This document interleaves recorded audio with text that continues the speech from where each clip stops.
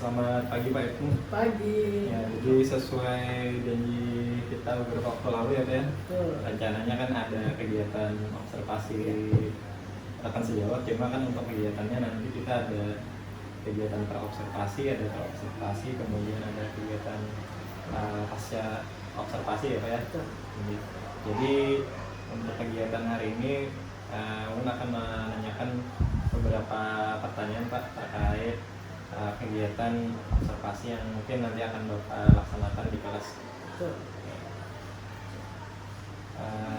Kita mulai ya Pak ya. Ya. Yang pertama Pak, terkait pembelajaran di kelas nanti, apa tujuan yang akan Bapak atau tujuan apa yang ingin Bapak jalankan di pembelajaran nanti? Bismillahirrahmanirrahim.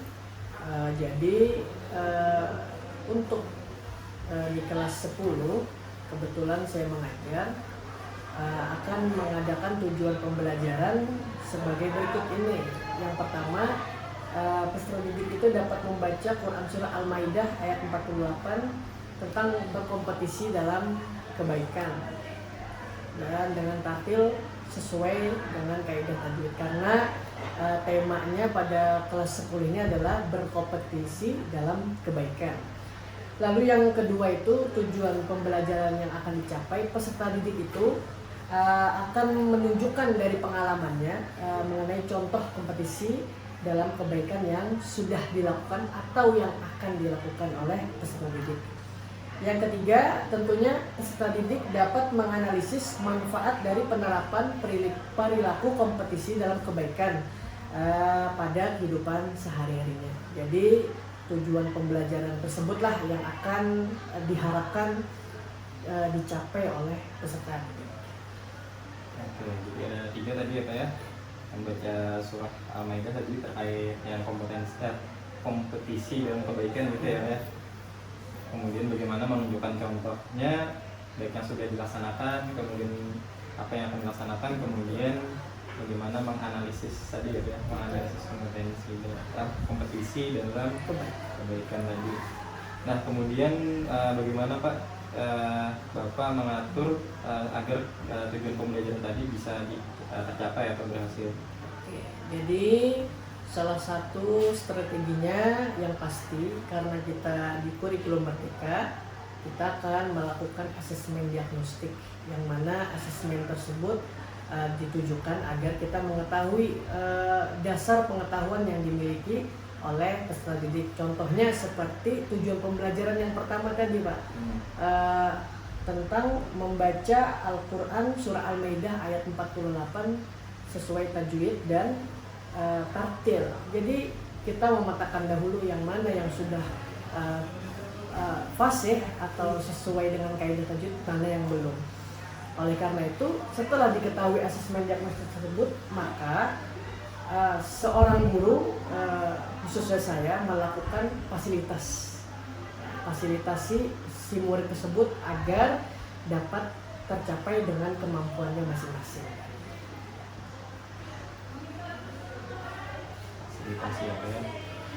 Ya, apakah selama ini Pak ada hambatan atau tantangan yang dihadapi? Hambatan dan tantangannya selama ini bahwa pada ATP ya, lebih khususnya, atau capaian pembelajaran dalam mata pelajaran pendidikan agama Islam itu terkadang itu terlalu ideal. Sedangkan di lapangan banyak peserta didik yang masih belum bisa menggapai itu. Salah satu contohnya adalah membaca Al-Quran dengan tartil dan sesuai tajwid. Banyak ditemukan, saya dulu pernah mencoba 2019 melakukan pemetaan bahwa sebanyak 80% itu peserta didik lah, banyak yang ngajinya masih belum fasih, panjang pendeknya masih belum beraturan, bahkan kada tahu masalah tajwid. Itu sih tantangannya sebagai guru agama Islam di lingkup SMA. Berarti harapannya itu tadi bisa sesuai ya Pak ya dengan tujuan yang dirancang tadi. Betul. Nah kemudian Pak, untuk untuk kegiatan pembelajaran di kelas nanti, apakah ada area pengembangan tertentu yang ingin dicapai? Tentunya ada area pengembangan seperti misalnya terkait kontekstual materi dengan kehidupan peserta didik. Bagaimana seorang guru menyajikan pembelajaran yang tidak jauh dari kehidupan peserta didik tersebut. Lalu yang kedua adalah area tentang berpikir kritis, yang mana peserta didik itu diharapkan dapat peka dengan sekitarnya tadi. Nah, jadi itu yang diharapkan. Dan yang ketiga, yang paling penting dan paling dasar yang harus dimiliki oleh peserta didik, bagaimana semua permasalahan yang ada di dalam kehidupan ini, ya, muaranya dia menemukan solusinya di dalam Al-Quran dan Hadis.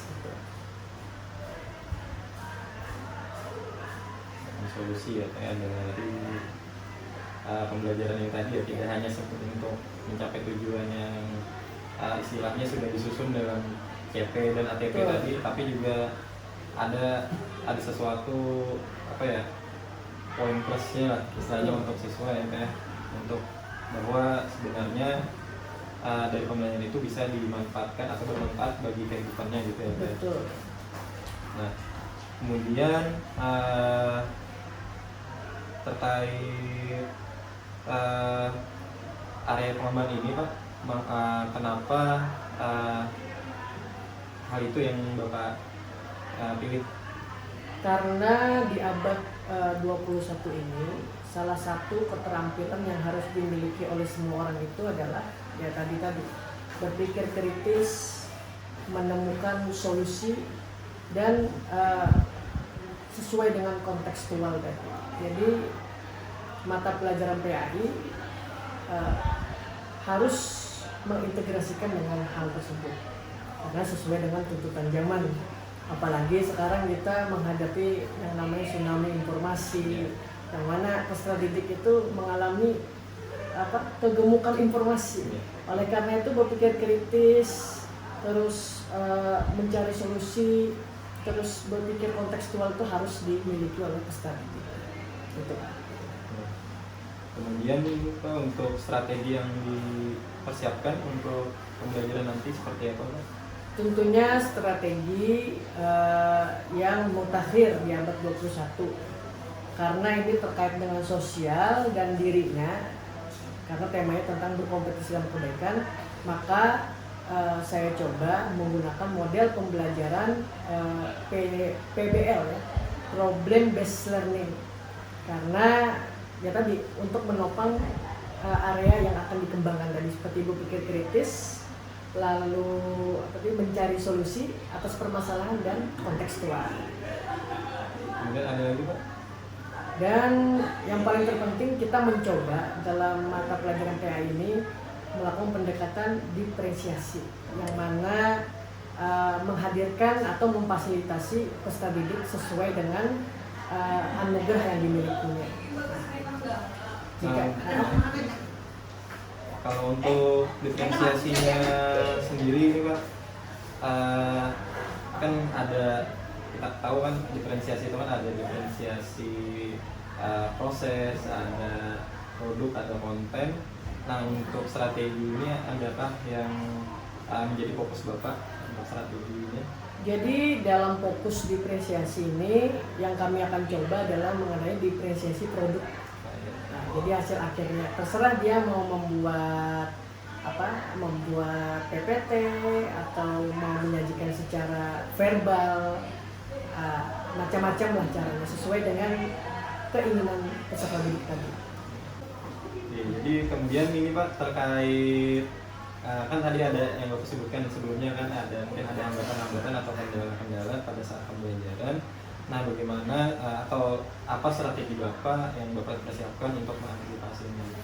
Oke, jadi strategi yang paling utama dalam mengantisipasi tantangan-tantangan atau hambatan-hambatan tersebut adalah guru senantiasa melakukan refleksi diri, sehingga apa yang dilakukan dalam proses pembelajaran hari ini yang kurangnya di mana, maka pada minggu berikutnya kita akan memperbaikinya dengan landasan referensi tentunya. refleksi dan referensi ya Pak ya. Oke. Nah, apa untuk strategi tadi yang sudah dipersiapkan, yaitu tadi dengan PBL ya Pak ya. Kemudian nanti akan ada juga tentang diferensiasi yang difokuskan di diferensi produk. Kemudian Bapak juga sudah mempersiapkan mungkin antisipasinya, bagaimana bisa diantisipasi tadi melalui mungkin refleksi diri ya Pak ya, dari pembelajaran sebelumnya, kemudian dengan referensi tadi.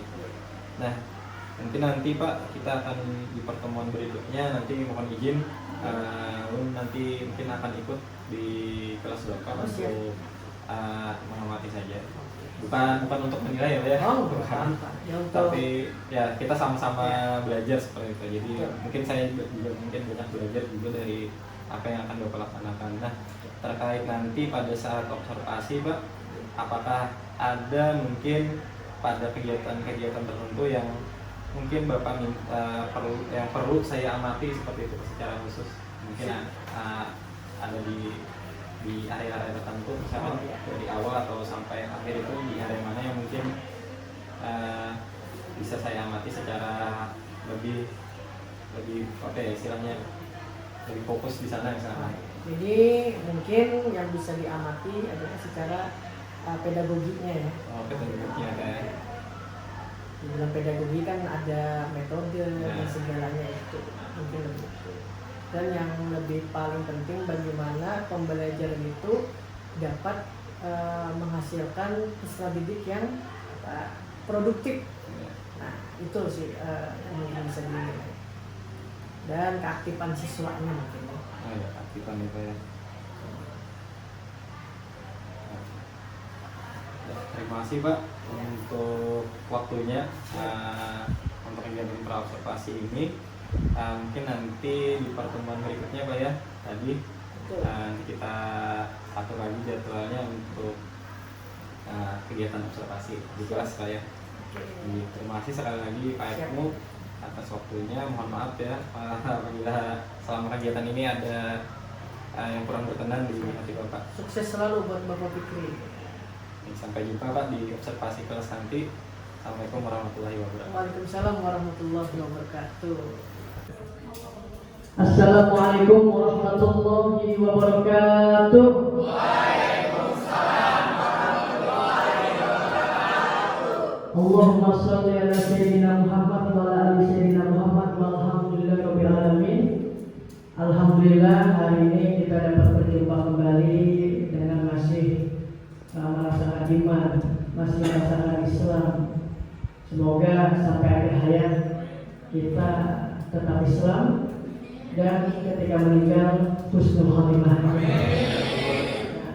Sebelum kita memulai pelajaran, alangkah baiknya kita membaca doa bersama-sama. Nanti yang akan dipimpin oleh Muhammad Nabil.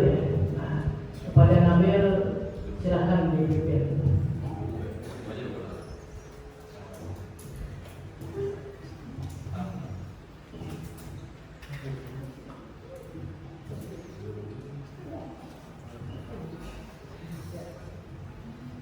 Sebelum memulai pelajaran, mari kita berdoa bersama. Berdoa mulai.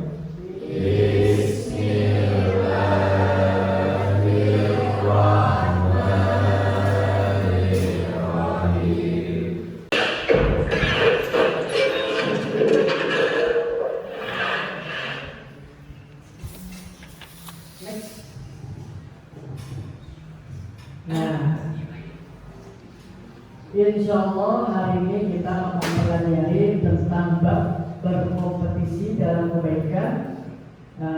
Ini adalah pelajaran kelas 10. Sebelum itu saya akan tanya, apa kabar semuanya? Alhamdulillah, luar biasa. Oke, sekali lagi saya tanya, apa kabar semuanya? Alhamdulillah, luar biasa. Orang memenuhi kawasan Monumen Nasional atau Monas Jakarta untuk mengikuti aksi akbar Aliansi Rakyat Indonesia Bela Palestina pada hari ini Minggu 5 November 2023. Assalamualaikum warahmatullahi wabarakatuh.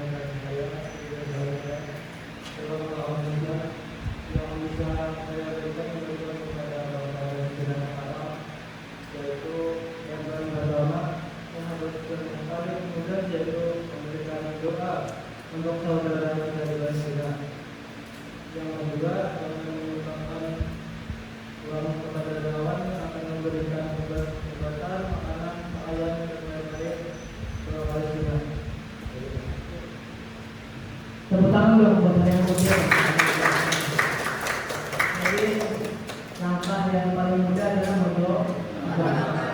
Yaitu membantu dengan doa dan membantu dengan doa donasi untuk membantu Palestina kita makanan, pengobatan maupun pakaian. Bukan untuk bekerja.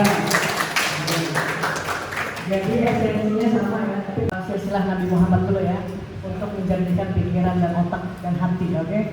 1, 2, 3. Muhammad bin Abdullah bin Abdul Muttalib bin Hashim bin Abdul Manaf bin Qusay bin Kilab bin Murad bin Ka'ab bin Lu'ay bin Walid bin Fihr bin Malik bin Nadir bin Kinanah bin Khuzaimah bin Mudrikah bin Ilyas bin Muhammad bin Nizam bin Ma'am bin Adnan. Oke, sekarang saya Jadi menurut kalian apa sih kompetisi dalam kebaikan itu? Menurut saya itu merupakan persaingan kelompok kali di dalam melakukan hal yang positif dalam masyarakat maupun keluarga. Nah, contoh sederhananya yang biasa kita lakukan sehari-hari aja dalam lingkungan sekolah menjadi urusan kelas itu sudah ada yang menjadi kebaikan melakukan kebaikan dan melakukan hal yang positif. tangan buat sakti. Turun semangat, tepuk tangan buat sakti. Lalu saya minta kepada Jelani. Saya lama tidak dengar suara terbinya. Silakan Jelani. Wow,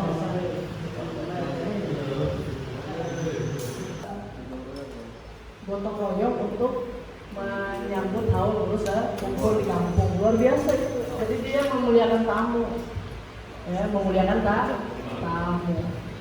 Terus yang berikutnya, bilang apa siapa? Siapa?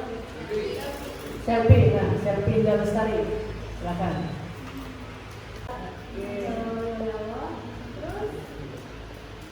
Akan saya lakukan ke depannya itu lebih bisa memanfaatkan waktu lagi, lebih menjalankan masyarakat.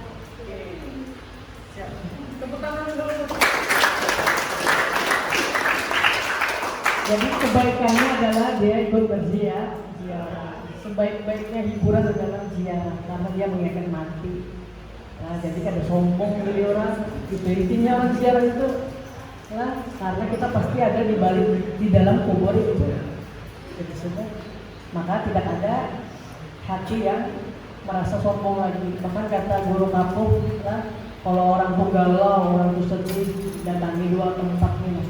1 rumah sakit, nah, yang kedua adalah kuburan. Datangi aja kalau kalian lagi galau, jangan ke diskotik. Ya, membawa kebermanfaatan, bukan malah adanya diri kita membawa kerusakan. Nah, itulah. Jadi orientasi orang muslim adalah bagaimana caranya supaya kita tuh bermanfaat.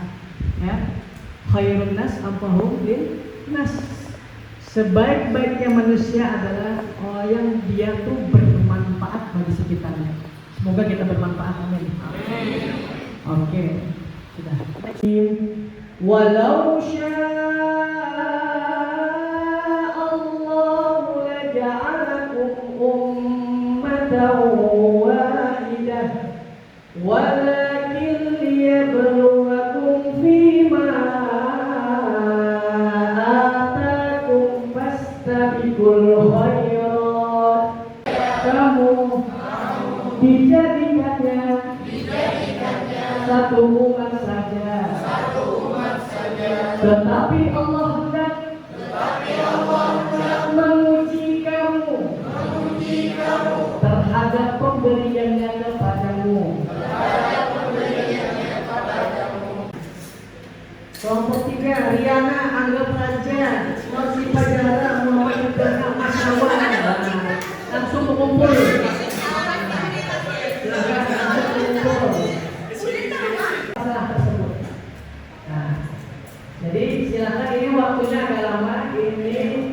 25 menit.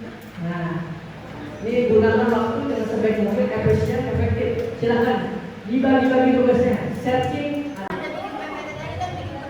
ya, di buku, salah satu buku.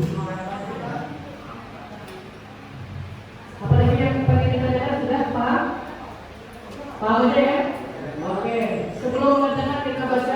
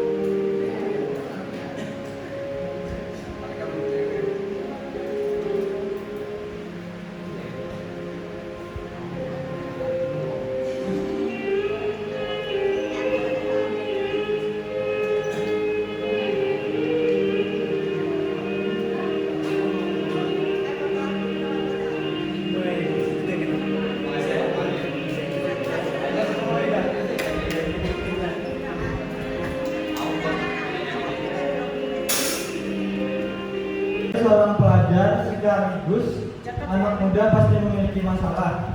Menurut kelompok kami, apa saja masalah yang melatar belakangi dalam kompetisi dalam kebaikan, serta solusi apa saja yang dapat menyelesaikan masalah tersebut. Latar belakangnya: 1. Ego dan kebanggaan. Terkadang orang cenderung bersaing dalam kebaikan untuk mendapatkan pengakuan atau pujian saja, bukan karena ketulusan hati. Ini dapat mengarah pada perlombaan ego dan kebanggaan. Muda dalam berkompetisi. Latar belakang dalam masalah ini adalah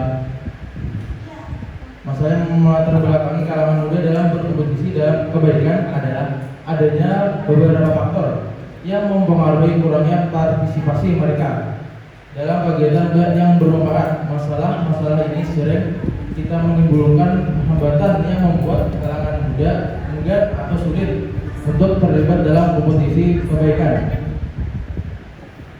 Ya, di sini saya akan menjelaskan ada beberapa poin. Yang pertama, kurangnya kesadaran atau memahami menjadi salah satu faktor yang mempengaruhi partisipasi kalangan muda dalam melakukan kebaikan. Selanjutnya, tuntutan waktu dan tekanan. Yang ketiga, ada kurangnya sumber daya. Kebaikan, mereka akan mencoba mencari cara baru untuk membantu orang lain meningkatkan kualitas hidup orang banyak. 2. Mewujudkan perubahan positif. Masing-masing individu memiliki peran dan kontribusi mereka sendiri untuk membuat dunia menjadi tempat yang lebih baik. Ketiga, meningkatkan kualitas diri. Dengan berkompetisi dalam kebaikan, seseorang dapat meningkatkan kualitas dirinya sendiri.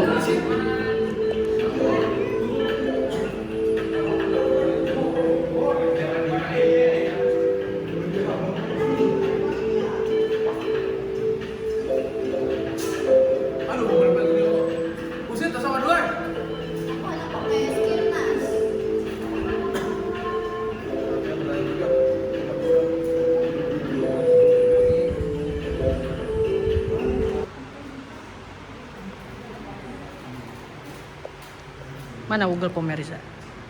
Nah,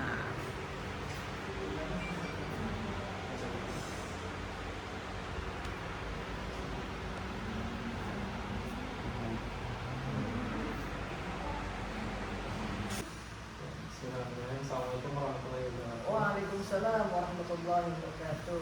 Selamat siang Kak Ibu. Siang Bapak Fikri. Ya, jadi hari ini rencananya kita ya untuk melaksanakan kegiatan percakapan hasil observasi. Kemarin kan Bapak sudah melaksanakan pembelajaran inovatif di kelas yang saya amati. Kemudian hari ini kita ada bincang-bincang sedikit tentang kegiatan pasca observasi di kelas. Nah, yang pertama Pak, bagaimana refleksi Bapak terhadap pembelajaran yang sudah dilaksanakan kemarin? Bismillahirrahmanirrahim. Alhamdulillah untuk pembelajaran materi berkompetisi dengan kebaikan yang sudah dilakukan kemarin, insya Allah menurut pengamatan juga kan ada observer juga kemarin mengatakan bahwa sungguh menarik katanya pembelajaran kemarin. Walaupun saya tidak berhenti pada kata menarik tadi, tapi merefleksikan apa yang kurang dalam proses pembelajaran kemarin. Jadi menurut saya karena fokusnya kemarin itu terkait tentang kontekstual, terus tentang berpikir kritis. Jadi saya berefleksi bahwa peserta didik itu ketika disajikan permasalahan kontekstual banyak yang tertarik memang. Tapi untuk menanggapinya secara kritis memang perlu umpan dari seorang gurunya. Padahal kita tahu bahwa berpikir kritis itu memang harus dari dirinya sendiri yang memulai. Tetapi mungkin untuk pembelajaran kali ini seorang guru yang melemparkan pertanyaan tersebut. Nah, makanya daripada itu untuk pembelajaran berikutnya bagaimana caranya supaya peserta didik ini memang dari dalam dirinya sendiri, tidak dilempar pertanyaan dari kita terkait tentang isu-isu atau peristiwa yang sedang terjadi secara kontekstual. Begitu Pak. Kalau perasaan Bapak setelah melaksanakan pembelajaran, apakah sudah bagaimana misalkan apakah sudah sesuai dengan apa yang direncanakan, terus bagaimana perasaan Bapak? Alhamdulillah secara perasaan saya senang karena memang itu sesuai dengan modul ajar yang sudah dibuat, pertahapannya sesuai. Tetapi kembali lagi memang diperlukan refleksi lebih dalam lagi, karena pembelajaran itu yang lebih dipentingkan adalah bagaimana peserta didiknya sendiri dapat menerima pembelajaran itu. Adapun fungsi guru kan cuma hanya fasilitator. Jadi kembali lagi kita memberi pelayanan kepada peserta didik tadi. Apa yang kurang dari pembelajaran kita perbaiki satu demi satu. Itu aja sih. Tadi kan Bapak juga menyebutkan bagaimana istilahnya anggapan bersama kita pada saat penyajian itu ya masalah yang kontekstual tadi. Alhamdulillah kan tadi selanjutnya cukup antusias sesuai juga yang seperti yang saya lihat kan antusias sekali, dan karena isunya kan isu-isu yang terkini gitu ya tadi untuk kegiatan kan seperti yang Bapak sampaikan tadi bahwa selanjutnya tertarik ya karena tadi kegiatannya kontekstual. Kemudian mungkin tadi ada harapan dari Bapak gitu kan bahwa nantinya bahwa pertanyaan-pertanyaan mereka itu yang hasilnya berpikir kritis tadi itu muncul dari dalam diri ya Pak ya, tidak hanya istilahnya dipancing tadi, ada pancingan dari dulu, harapannya seperti itu. Nah, bagaimana istilahnya terkait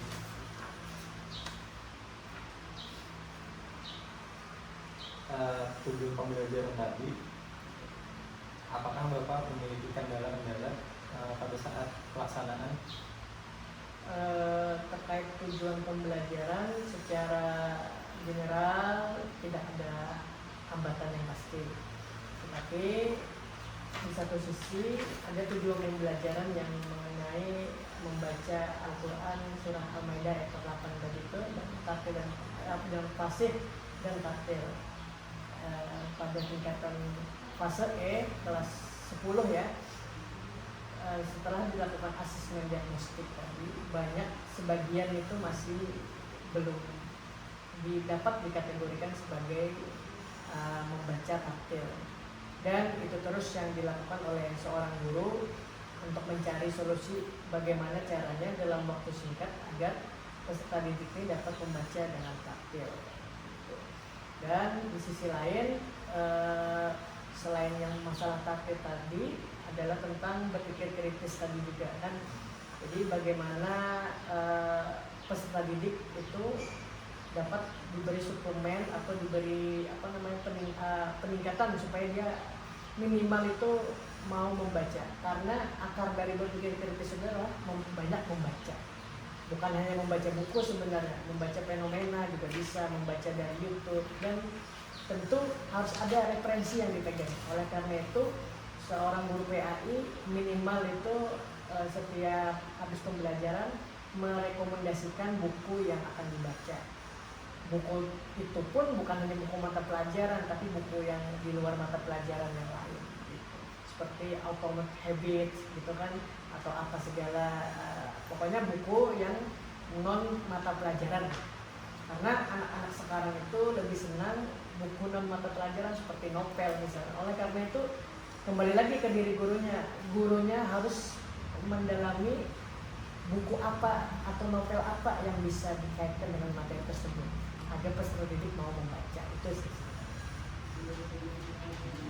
Terkait kendalanya tadi Pak ya, kan juga merancang tujuannya membaca tartil. Kemarin juga ada kegiatan membaca juga Pak, membaca ayat beserta artinya terjemahnya. Nah, mungkin tadi kendalanya tidak semua siswa kan mampu baca tartil yang sesuai kaidah tadi seperti itu ya. Nah, untuk antisipasi kemarin Bapak juga merencanakan kan ada antisipasinya. Nah, bagaimana menurut Bapak tentang strategi yang diterapkan? Nah, jadi untuk antisipasinya, karena kita hidup di zaman digital ini, otomatis ketika seorang guru atau saya melihat fenomena seperti tadi yang banyak orang tidak bisa membaca Quran dengan tartil, maka saya pun berinisiatif untuk merekamkan di WhatsApp grup kelas, karena saya mempunyai grup WhatsApp kelas masing-masing. Itu salah satunya kemarin kelas 10-1. Jadi di situ kami bacakan ulang secara yang berpotong-potong, itu untuk memfasilitasi bagi yang tidak bisa membaca Al-Quran, yang masih belajar, masih kaku.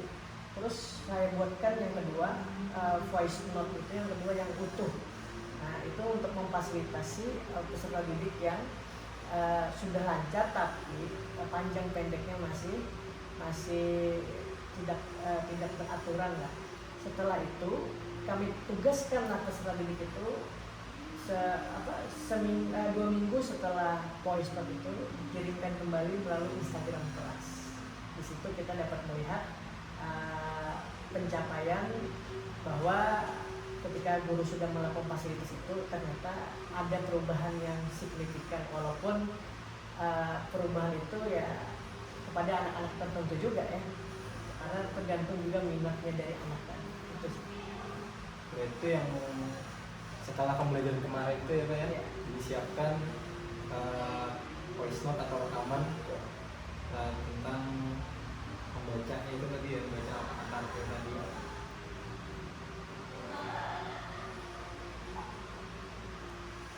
Nah, terkait dengan strategi tadi Pak, selama proses yang dijalani sebelum kemarin itu, bagaimana menurut Bapak pelaksanaannya dari mulai awal direncanakan, dari pertengahan selama proses pembelajaran sampai misalkan di kegiatan praktek?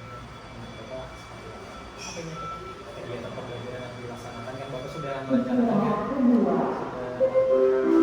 Sudah merencanakan bagaimana menjalankan strategi. Kemarin itu kita Bapak merancang pembelajaran berbasis masalah dengan kemarin itu ada beberapa strategi ya. Nah, beberapa strategi salah satunya kan kemarin juga ada menyisipkan diferensiasi robot. Nah, menurut Bapak bagaimana ketercapaiannya selama kegiatan kemarin itu? Alhamdulillah ketercapaian dalam kita merencanakan kemarin, mungkin itu presentasi melalui kita lihat aktivitas pengumpulan tugas tadi itu adalah sekitar 95%. Adapun yang 5%-nya itu kemungkinan karena siswa tadi sibuk atau belum bisa mengelola waktunya dengan baik, akhirnya kita juga beri toleransi untuk pembelajaran tersebut. Artinya semua yang dirancang gitu ya Pak sudah tercapai seperti itu Pak. Nah, dari tadi Bapak juga tadi menyebutkan beberapa temuan mungkin Pak ya selama kegiatan kan, misalkan tadi yang saat bagian berpikir kritis, kemudian bagian membaca tadi Bapak juga sudah bukan hanya merencanakan lagi, sudah melaksanakan tindak lanjutnya ya Pak ya, dengan menyiapkan rekaman karakter tadi. Nah, kemudian apakah ada rencana lain yang mungkin muncul Pak di ide Bapak untuk mengatasi mungkin temuan tadi selama pembelajaran sebelumnya?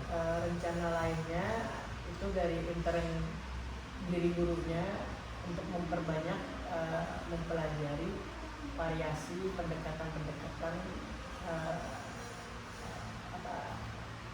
pendidikan agama Islam khususnya ya dari seorang guru, lebih banyak mengikuti pelatihan mungkin yang sesuai dengan kebutuhan yang sekarang ini, karena tantangan guru pada saat sekarang ini sungguh luar biasa. Jika kita tidak bisa mengikutinya, maka Google lah yang akan menjadi gurunya anak-anak ini. Karena anak-anak ini ya Pak, kemarin saja kan kegiatan sudah ada yang juga pakai AI juga kemarin saya ya. Nah, tinggal bagaimana kita ya Pak ya memfasilitasi anak-anak. Ada lagi Pak untuk ke depan? Kedepannya kita seperti fenomena ChatGPT tadi, kita nggak boleh sebenarnya, ini pandangan pribadi, tidak boleh memusuhi ChatGPT. Tapi bagaimana seorang guru itu bisa memodifikasi bagaimana ChatGPT itu berguna bagi peserta didik juga, tapi dengan hal-hal yang baik, tidak menimbulkan dia tidak berpikir begitu. Karena ChatGPT sendiri seperti Bapak pikir tahu juga kan, ahli teknologi itu sesuai juga dengan prompt-nya kan. Ya, sesuai. Nah, jadi kalau misalnya dia berpikirnya anak tersebut tidak bisa hanya mengandalkan ChatGPT, maka yang keluar cuma sedikit itu tadi. Tetapi kalau misalnya sesuai prompt-nya dengan keluasan wawasan kita, maka ChatGPT akan memberikan gambaran yang lebih luas.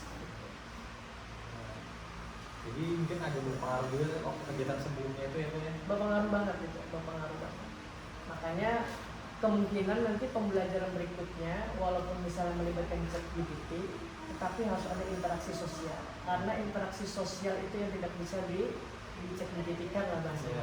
Kan dia langsung ngomong, walaupun materinya dari ChatGPT. Jadi harus banyak praktik sebenarnya.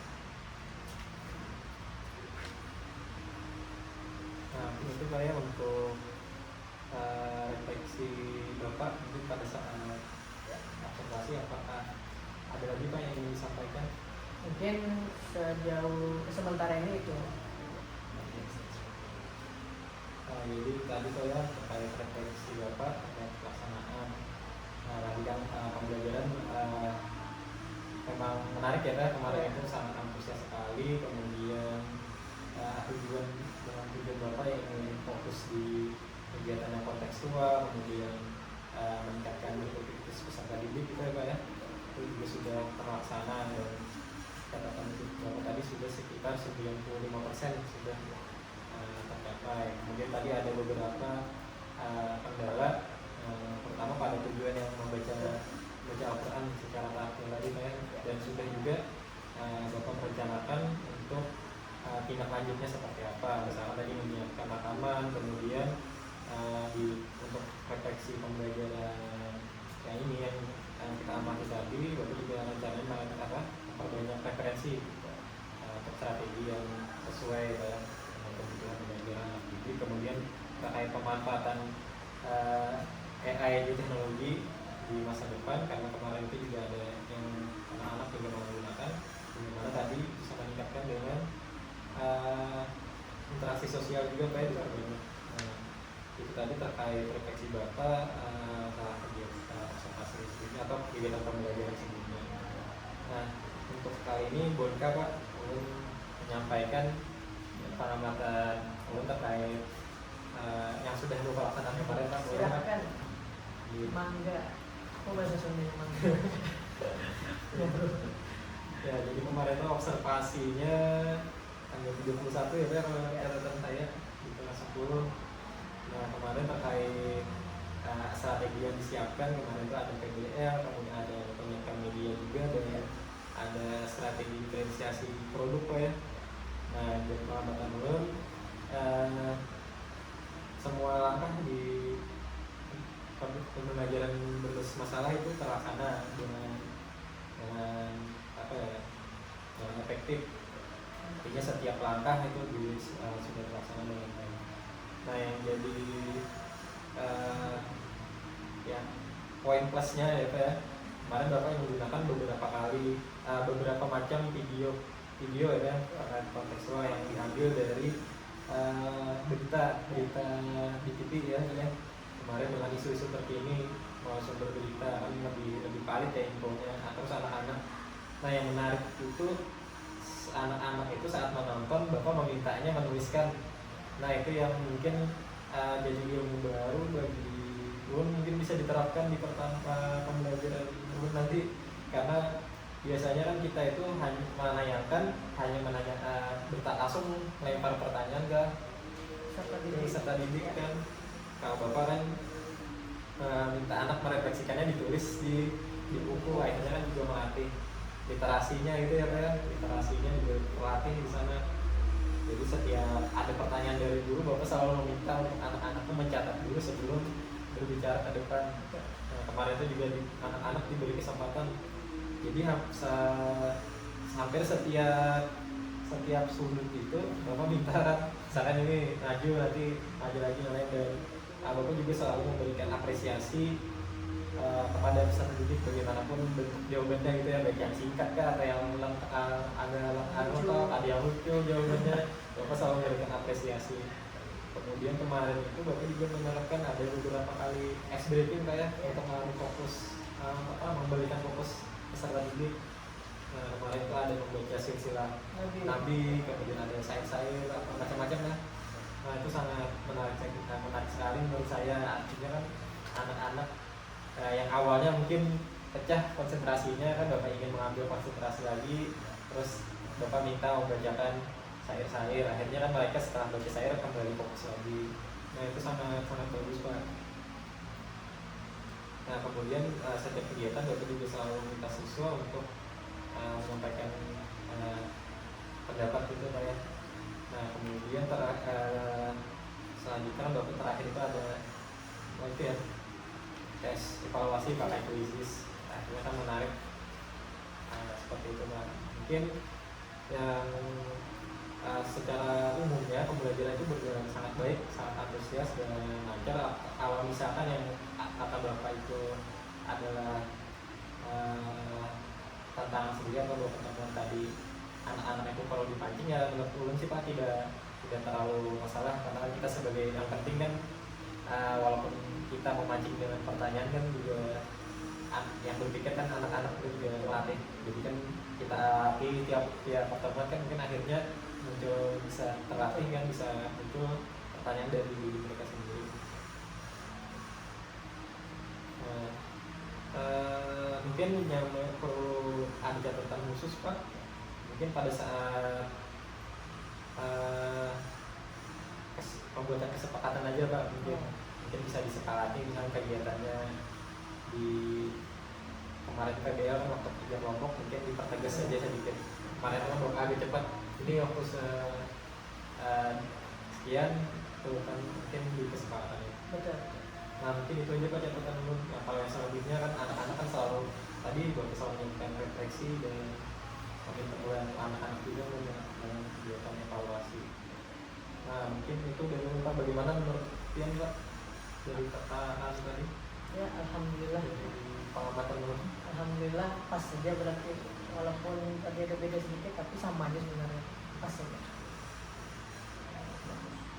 Walaupun nanti kedepannya kan kalau sekarang tuh karena anaknya mungkin literasinya kurang, jadi kita tidak bisa menanyakan langsung siswa tuh jawab.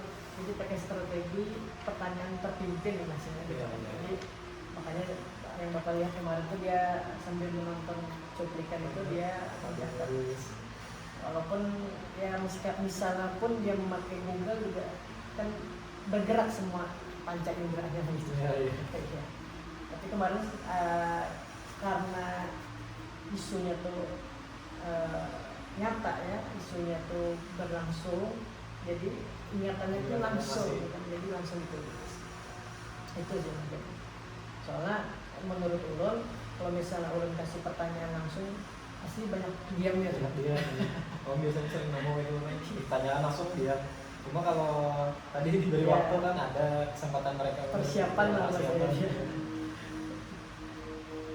Makanya semua yang ada di kelas kemarin, anak-anak itu ditanya random aja pasti menjawab. Karena sudah ada catatan tadi ya. Mereka mencatat. Walaupun sebenarnya ada waktu lagi Pak, perlu siap waktu betul, lagi. Betul. Karena kan mengefektifkan waktu yang terbatas kan supaya bisa tercapai semua itu yang menjadi tantangan. Nah mungkin nanti Pak kalau misalkan ada kesempatan lagi seperti itu pelaksanaan pembelajaran seperti ini kan, apa lagi Pak aktivitas yang mungkin mau dikembangkan lagi Pak? Mungkin aktivitas yang perlu lebih dikembangkan lagi adalah bagaimana materi pendidikan agama Islam itu peserta didik itu lebih nyata mengalaminya, baik di kesehariannya atau di lingkungan masyarakat itu. Itu pun sudah saya coba sebenarnya ke kelas 12 sebenarnya. Ini ceritakan juga, boleh ya. Jadi di bab pernikahan khususnya itu, jadi saya menyajikan data dari BPS bahwa angka perceraian di Kalimantan Selatan khusus Kabupaten Klaten tertinggi nomor 2. Jadi siswa itu disuruh untuk mencari solusinya. Entah dia bertanya dengan orang tuanya atau bertanya kepada instansi terkait seperti Kemenak, KUA atau pengadilan. Itu sih. Jadi mungkin pembelajaran kedepannya saya mencoba merancang begitu. Walaupun dari segi waktu itu memakan waktu. Bisa 3 minggu atau 2 minggu, tidak bisa yang langsung habis 3 jam. Berarti waktu perancangan mungkin juga sampai 3 minggu gitu ya? Iya, pelaksanaannya lah. Pelaksanaannya. Kalau yang mendukung Pak, kira-kira siapa yang atau siapa yang bisa mendukung kegiatan ini? Ya stakeholder ya, terutama kalau misalnya pendidikan agama Islam, Kemenak pasti ya. Nah, terus KUA kebetulan punya kenalan juga KUA kan, jadi bisa sharing lah. Habis dari sharing tersebut kan bisa disampaikan kepada anak-anak tadi. Ya perbanyak ini sih sebenarnya dialog lah. Jadi bukan seperti kata Paulo Freire itu ya, salah satu tokoh pendidikan, bahwa memberikan anak itu seperti gelas kosong gitu ya. Jangan sampai katanya begitu. Ya, jangan sampai memberikan anak itu seperti bank lah, transfer aja terus kan. Harus ada dialektika atau dialog di situ. Itu sih yang mau dikembangkan ke depannya begitu. Sudah mungkin. Berarti mungkin cukup ya untuk kegiatan pasca observasi ini. Saya mengucapkan selamat untuk Pak Edmu ya, karena sudah melaksanakan pembelajaran dengan sangat baik sesuai dengan apa yang telah dilakukan. Nah mungkin nanti kalau ada kesempatan lagi, kalau boleh Pak, ya nanti mungkin bisa ikut lagi karena Om banyak belajar dari apa yang Bapak lakukan di kelas. Nah, mungkin mencari bisa menjadi inspirasi bagi Ulun untuk ide baru yang bisa dikembangkan nanti di pembelajaran Ulun, karena apa kita kan beda ya Teh. Ya. PAI dengan informatika mungkin ada sesuatu yang baru yang bisa diterapkan. Saling belajar Lah seperti itu. Mungkin nanti lain kali Bapak lagi yang gantian ya melihat saya. Bapak. Soalnya kan tagline saya kan guru pemula. Ya sudah profesional, bukan pemula lagi.